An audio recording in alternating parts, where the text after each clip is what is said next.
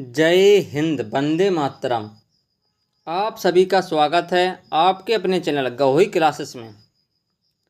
आज मैं आप सभी के लिए यूपी टेट और सुपर टेट 2024 के लिए हिंदी का एक मॉक टेस्ट लेकर आया हूं, जो आगामी सुपर टेट और यूपी टेट के लिए बहुत ही महत्वपूर्ण होगा। अगर आप किसी भी वनडे एग्ज़ाम की तैयारी कर रहे हैं तो ये क्लास उसके लिए भी बहुत महत्वपूर्ण होने वाली है।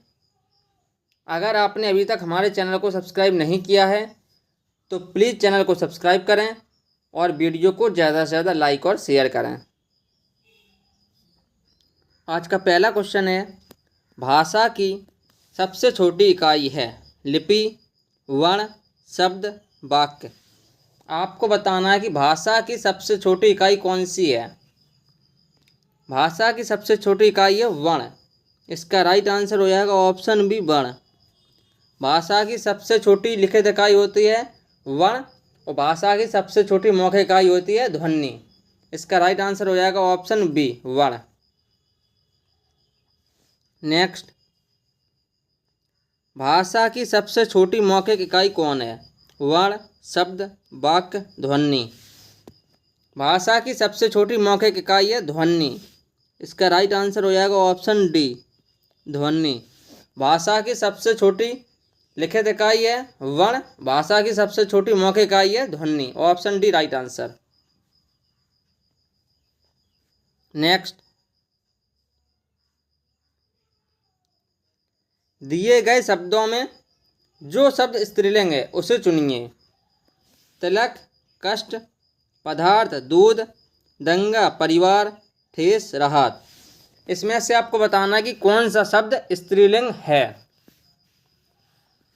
कष्ट दिया जाता है, तिलक किया जाता है, पदार्थ पिया जाता है, परिवार अच्छा है, दंगा किया जाता है या दंगा किया। लेकिन आपका जो शब्द है स्त्रीलिंग वो है ठेस। ठेस पहुंची, राहत मिली। इसका राइट आंसर हो जाएगा ऑप्शन डी, ठेस और राहत। Option D right answer. Next, इनमें से योजक चिन्ह अल्पविराम चिन्ह कौन सा है? आपको बताना है कि इनमें से योजक चिन्ह और अल्पविराम चिन्ह कौन सा है। Option A, option B, option C, option D. आपको बताना है कि इनमें से योजक चिन्ह और अल्पविराम चिन्ह कौन सा है।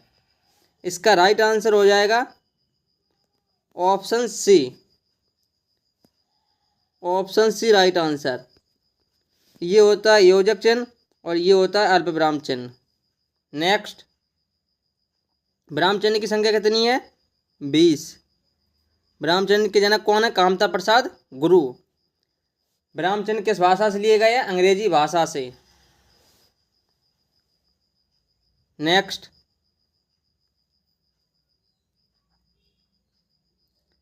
सिर फट गया उसका वहीं मानो अरुण रंग का घड़ा। इसमें कौन सा अलंकार है? रूपक अलंकार, श्लेष अलंकार, उपमा अलंकार, उत्प्रेक्षा अलंकार। सिर फट गया उसका वहीं मानो अरुण रंग का घड़ा। इसमें कौन सा अलंकार है? इसकी एक ट्रैक है, जहाँ जनु जानव, मनु मानव, जनहु मनहु आदि शब्द आए, वहाँ पर उत्प्रेक्षा अलंकार होता है। इसका राइट आंसर हो जाएगा ऑप्शन डी, उत्प्रेक्षा अलंकार। नेक्स्ट, किस शब्द में बहुब्रीहि समास नहीं है? लंबोदर, चतुर्मुख, दशानन, गंगा यमुना। लंबोदर लंबा है उदर जिसका अर्थात गणेश जी। चतुर्मुख 4 है मुख अर्थात जिसके ब्रह्मा जी। दशानन 10 है आनंद जिसका अर्थात रावण। लेकिन गंगा यमुना में कौन सा समास है? द्वंद्व समास, गंगा और यमुना। इसका राइट आंसर हो जाएगा ऑप्शन डी, गंगा और यमुना। इसमें और शब्द का लोप है। नेक्स्ट, संघ की राजभाषा हिंदी और लिपि देवनागरी होगी। यह संविधान के किस अनुच्छेद में वर्णित है? अनुच्छेद 343, अनुच्छेद 344, अनुच्छेद 346, अनुच्छेद 351। संघ की राजभाषा हिंदी और लिपि देवनागरी होगी। यह संविधान के किस अनुच्छेद में वर्णित है? ये अनुच्छेद 343। इसका राइट आंसर हो जाएगा ऑप्शन ए। अनुच्छेद 343 में संघ की राजभाषा हिंदी और लिपि देवनागरी होगी। Option A right answer. Next, उपसर्ग का प्रयोग होता है शब्द के अंत में, शब्द के मध्य में, शब्द के आदि में, इनमें से कोई नहीं। उपसर्ग का प्रयोग कहाँ पर होता है? शब्द के पहले, यानी कि शब्द के आरंभ में। आरंभ मतलब आदि। इसका राइट आंसर हो जाएगा ऑप्शन सी, शब्द के आदि। शब्द के आदि में, आदि मतलब प्रारंभ। Option C right answer. और प्रत्यय का प्रयोग कहाँ होता है? वो होता है शब्द के अंत में। उपसर्ग पहले लगता है और प्रत्यय अंत में लगता है। Option C right answer. Next, किस शब्द में कर्मधारय समास नहीं है? नीलांबुज, चंद्रमुखी, पुरुषोत्तम, चौपाई। किस शब्द में कर्मधारय समास नहीं है? समास कितने प्रकार के होते हैं? 6 प्रकार के। आपको बताना है कि किस शब्द में कर्मधारय समास नहीं है। नीलांबुज, नीला है अंबुज, ये कर्मधारय है। चंद्रमुखी, चंद्रमा के समान मुख, इसमें भी कर्मधारय है। पुरुषोत्तम, पुरुषों में उत्तम, यह पुरुष है जो उत्तम, तो इसमें कर्मधारय समास हो जाएगा। लेकिन पुरुषों में उत्तम, तो इसमें हो जाएगा क्या? तत्पुरुष समास। लेकिन चौपाई, इसमें कौन सा समास है? इसमें द्विगु समास है। इसमें आपसे पूछा है किसमें कर्मधारय समास नहीं है, वो है चौपाई। इसका राइट आंसर हो जाएगा ऑप्शन डी, चौपाई। चौपाई में कौन सा समास है? द्विगु समास है। नेक्स्ट,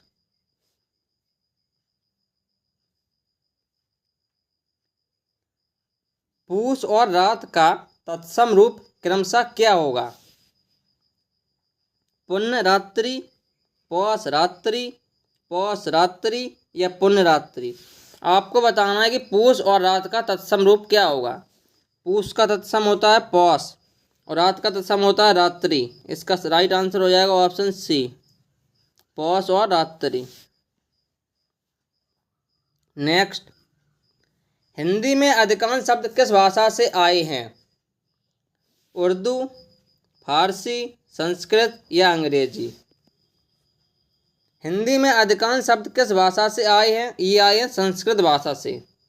इसका राइट आंसर हो जाएगा ऑप्शन सी, हिंदी की आदि जननी किसे कहा जाता है? संस्कृत को।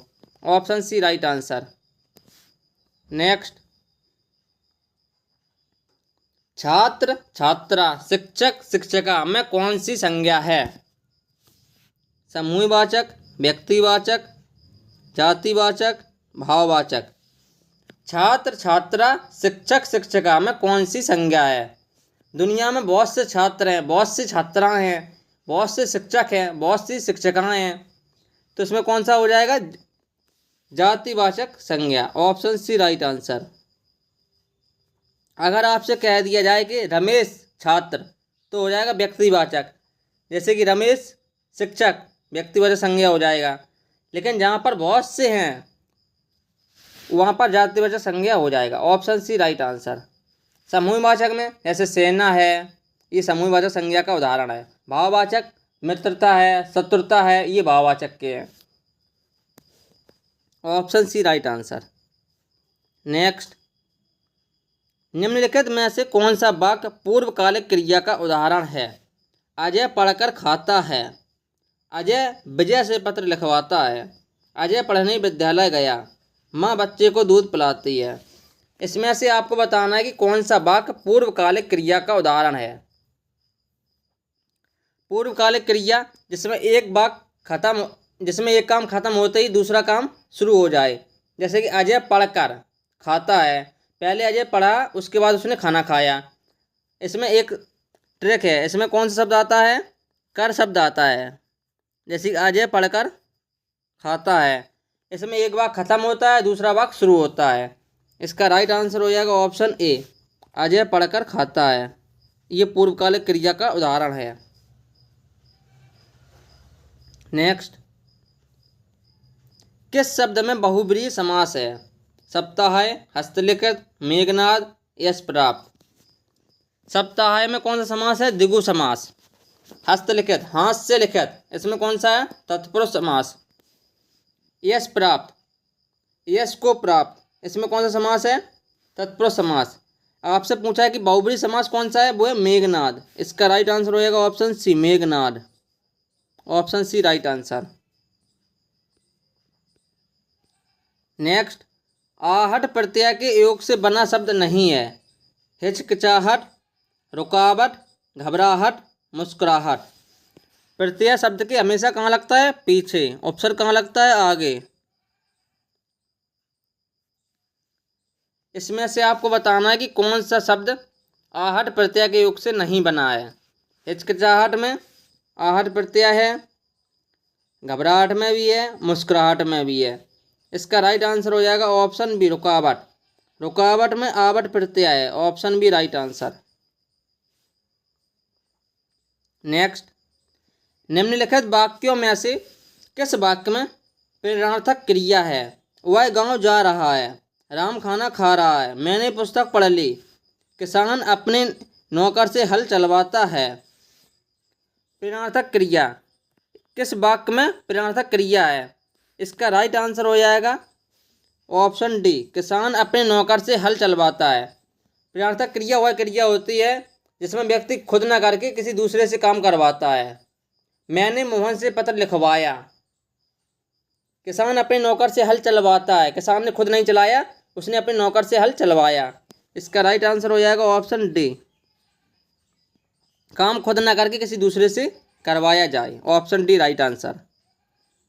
नेक्स्ट, किस क्रमांक में अचिर और अजिर का सही अर्थ भेद है? पुराना नया, चिरकाल घर, नवीन आंगन, घर शीघ्र। अचिर का और अजिर का क्या अर्थ है? अचिर मतलब होता है नवीन और अजिर का होता है आंगन। इसका राइट आंसर हो जाएगा ऑप्शन सी, नवीन और आंगन। नेक्स्ट, अपादान तत्पुरुष समास का सही शब्द चुनिए। रस भरा, रोगग्रस्त, रोग मुक्त, इनमें से कोई नहीं। आपको बताना है कि इसमें से कौन में अपादान तत्पुरुष समास है। रस भरा, रस से भरा, इसमें कौन सा है? करण तत्पुरुष समास। रोगग्रस्त, रोग से ग्रस्त, इसमें कौन सा है? करण तत्पुरुष समास। रोग मुक्त, रोग से मुक्त, इसमें कौन सा है? अपादान तत्पुरुष समास। रोग से मुक्त हो गया यानी कि अलग हो गया रोग से, अपादान तत्पुरुष समास। इसका राइट आंसर हो जाएगा ऑप्शन सी। नेक्स्ट, जिस वाक्य में एक कर्ता और एक क्रिया हो उसे क्या कहा जाता है? मिश्र वाक्य, विधिवाचक वाक्य, सरल वाक्य, संयुक्त वाक्य। जिस वाक्य में एक कर्ता और एक क्रिया हो उसे सरल वाक्य कहा जाता है। इसका राइट आंसर हो जाएगा ऑप्शन सी, सरल वाक्य। नेक्स्ट, काम का नाम बताने वाले शब्द को क्या कहते हैं? संज्ञा, सर्वनाम, क्रिया, क्रिया विशेषण। काम का नाम बताने वाले शब्द को कहते हैं क्रिया। इसका राइट आंसर हो जाएगा ऑप्शन सी। कर्म के आधार पर क्रिया कितने प्रकार की होती है? 2 प्रकार की, सकर्मक और अकर्मक। नेक्स्ट, जिस समास के दोनों पद अप्रधान होते हैं वहां पर कौन सा समास होता है? द्वंद्व समास, तत्पुरुष समास, द्विगु समास, बहुब्रीहि समास। जिस समास के दोनों पद अप्रधान होते हैं वहां पर बहुब्रीहि समास होता है। इसका राइट आंसर हो जाएगा ऑप्शन डी, बहुब्रीहि समास। समास 6 प्रकार के होते हैं। समास का विलोम होता है व्यास। जिस समास के दोनों पद अप्रधान होते हैं वहां पर बहुब्रीहि समास होता है। जिस समास के दोनों पद प्रधान होते हैं वहां पर द्वंद्व समास होता है। इसका राइट आंसर है ऑप्शन डी, बहुब्रीहि समास। नेक्स्ट, कर्म के आधार पर क्रिया के 2 भेद होते हैं, उसमें से आपको बताना कौन कौन से 2 भेद हैं? अकर्मक, सकर्मक, सजाति, विजाति, एक कर्मक, 2 कर्मक, गुणवाचक, सार्वनामिक। कर्म के आधार पर क्रिया के 2 भेद होते हैं, अकर्मक और सकर्मक। इसका राइट आंसर हो जाएगा ऑप्शन ए, अकर्मक और सकर्मक। नेक्स्ट, निम्न में से कौन सा शब्द पुल्लिंग है? संतान, कढ़ी, चावल, सरसों का खेत। इनमें निम्न में से कौन सा शब्द पुल्लिंग है? संतान स्त्रीलिंग है, कढ़ी स्त्रीलिंग है, चील स्त्रीलिंग है, लेकिन सरसों का खेत है वो पुल्लिंग है। इसका राइट आंसर हो जाएगा ऑप्शन डी, सरसों का खेत। लेकिन सरसों स्त्रीलिंग है, सरसों का खेत पुल्लिंग है। नेक्स्ट, चमचा किस भाषा का शब्द है? अरबी, तुर्की, उर्दू, अंग्रेजी। चमचा किस भाषा का शब्द है? ये है तुर्की भाषा का शब्द। इसका राइट आंसर हो जाएगा ऑप्शन बी, तुर्की। चमचा है, कुर्की है, कैंची है, ये सभी शब्द तुर्की भाषा के शब्द हैं। Option B right answer. Next, Dinanath में कौन सा समास है? कर्मधारय, द्वंद्व, बहुब्री, द्विगु। दीनानाथ में कौन सा समास है? दीनानाथ में कर्मधारय समास। इसका राइट आंसर हो जाएगा ऑप्शन ए, कर्मधारय समास। नेक्स्ट, तुम वह और मैं पिकनिक मनाने जाएंगे, यह वाक्य किस वचन में है? एक वचन, द्विवचन, बहुवचन, इनमें से कोई नहीं। तुम वह और मैं पिकनिक मनाने जाएंगे, यह वाक्य बहुवचन है। इसका राइट आंसर हो जाएगा ऑप्शन सी, बहुवचन। नेक्स्ट, नवरात्र में कौन सा समास है? बहुब्री समास, द्विगु समास, कर्मधारय समास, द्वंद्व समास। नवरात्र में कौन सा समास है? द्विगु समास। नवरात्रों का समूह नवरात्र। इसका राइट आंसर हो जाएगा ऑप्शन बी, द्विगु समास। जिस समास का प्रथम पद संख्यावाची हो वहाँ पर द्विगु समास होता है, जैसे सप्ताह, चौराहा, नवरात्र। नेक्स्ट, निम्नलिखित में से कौन सा शब्द देशज है? लीची, थुलमा, टोंटी, एटलस। कौन सा शब्द देशज है? जिस शब्द की उत्पत्ति का पता नहीं चलता उसे कहा जाता है देशज शब्द। इसमें से आपको बताना है कौन सा शब्द देशज है। इसका राइट आंसर हो जाएगा ऑप्शन सी, टोंटी। टोंटी है, जूता है, लोटा है, खिड़की है, खिचड़ी है, फुनगी है, ये सभी शब्द देशज शब्द कहलाते हैं। Option C right answer. Next है, रामायण का सही संधि रूप क्या है? रामधन अयन, रामधन आयन, रामधन अयन, रमाधन आयन। इसमें से आपको बताना है कि रामायण का सही संधि रूप क्या है। संधि कितने प्रकार की होती हैं? 3 प्रकार की होती हैं, स्वर संधि, व्यंजन संधि, विसर्ग संधि। रामायण में कौन सी संधि है? स्वर संधि है। रामायण का संधि विच्छेद क्या होगा? रामधन अयन। इसका राइट आंसर क्या हो जाएगा? ऑप्शन सी, रामधन अयन। Option C right answer. Ramayana में है स्वर संधि। नेक्स्ट, भाषा की मूलभूत इकाई कौन सी है? शब्द, ध्वनि चिन्ह, भाव, वाक्य। भाषा की मूलभूत इकाई है ध्वनि चिन्ह। इसका राइट आंसर हो जाएगा ऑप्शन बी, ध्वनि चिन्ह। अगर आप लोग को क्लास पसंद आई हो तो क्लास को ज़्यादा से ज़्यादा लाइक और शेयर करें। अगर आपने अभी तक हमारे चैनल को सब्सक्राइब नहीं किया है तो प्लीज़ चैनल को सब्सक्राइब करें और अपने दोस्तों को भी शेयर करें, क्योंकि जो सुपर डेट की तैयारी कर रहे हैं वो अपनी तैयारी ज़बरदस्त तैयारी बनाए रखें, क्योंकि एग्ज़ाम कभी भी हो सकता है। इसका आप अगर सोचते हैं कि अभी एग्ज़ाम नहीं हो रहा है या अभी नोटिफिकेशन नहीं आएगा तो ये गलत है। आप अपनी तैयारी हमेशा बनाए रखें। अगर आप लोग ने अभी तक हमारे चैनल को सब्सक्राइब नहीं किया है तो प्लीज़ चैनल को सब्सक्राइब करें और अपने दोस्तों को भी शेयर करें। Thank you.